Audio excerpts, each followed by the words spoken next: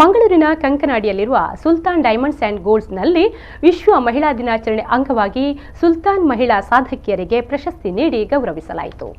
ಚಿನ್ನ ಹಾಗೂ ಡೈಮಂಡ್ಸ್ ಖರೀದಿಯಲ್ಲಿ ಹೆಸರು ಪಡೆದಿರುವ ನಗರದ ಕಂಕನಾಡಿ ಸುಲ್ತಾನ್ ಗೋಲ್ಡ್ ಅಂಡ್ ಡೈಮಂಡ್ಸ್ನಲ್ಲಿ ಮಹಿಳಾ ಸಾಧಕಿಯರನ್ನ ಸನ್ಮಾನಿಸಲಾಯಿತು.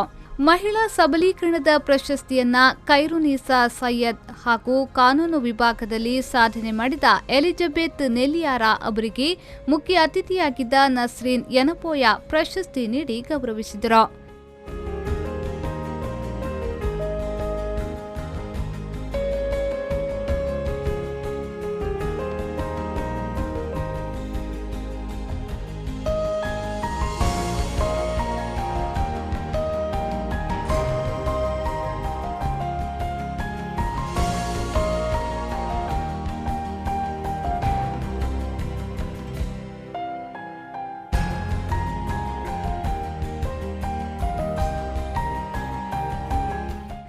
ಇನ್ನು ಈ ವೇಳೆ ಮಾತನಾಡಿದ ಸಾಮಾಜಿಕ ಕಾರ್ಯಕರ್ತಿ ಖೈರುನಿಸಾ ಸೈಯದ್ ಅವರು, ಇದೊಂದು ಉತ್ತಮ ಮಳಿಗೆಯಾಗಿದೆ.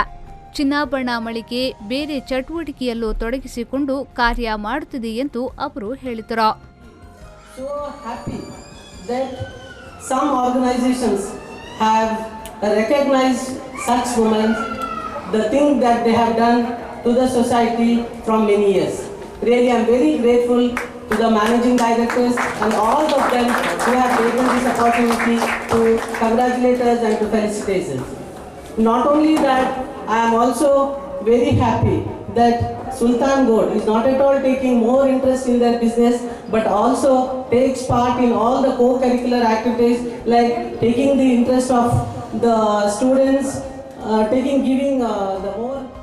ಇನ್ನು ವಕೀಲೆ ಎಲಿಜಬೆತ್ ನೆಲಿಯಾರಾ ಮಾತನಾಡಿ, ಸುಲ್ತಾನ್ ಗೋಲ್ಡ್ ಅಂಡ್ ಡೈಮಂಡ್ಸ್ ಮಳಿಗೆ ಬಡವರಿಗೆ ಮೊದಲ ಆದ್ಯತೆ ನೀಡುತ್ತಿದೆ. ಮಳಿಗೆ ಇನ್ನಷ್ಟು ಹೆಸರು ಗಳಿಸಲಿ ಎಂದು ಶುಭ ಹಾರೈಸಿದರು.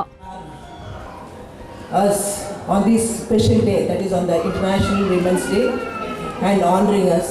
I've been noticing from the beginning that Sultan Jewelry Diamond Showroom has been giving importance to a lot of common people rather than inviting the politicians or film stars. I think it's a great thinking of this jewelry shop.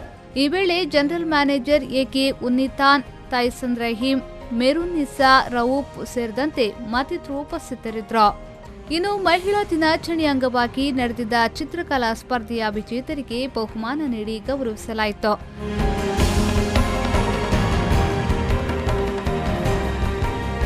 ಅಲ್ಲದೆ cake ಕತ್ತರಿಸುವ ಮೂಲಕ ಮಹಿಳಾ ದಿನಾಚರಣೆಯನ್ನ ವಿಶಿಷ್ಟ ರೀತಿಯಲ್ಲಿ ಆಚರಿಸಲಾಯಿತು.